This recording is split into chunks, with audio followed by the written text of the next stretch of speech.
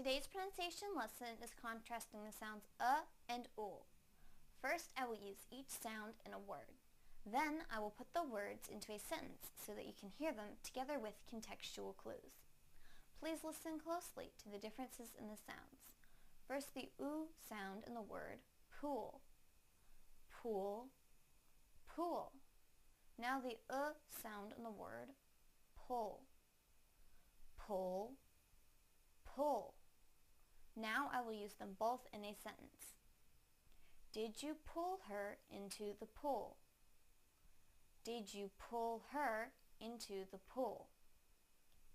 Did you pull her into the pool?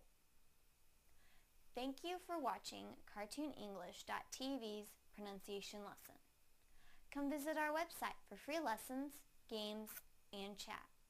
Bye!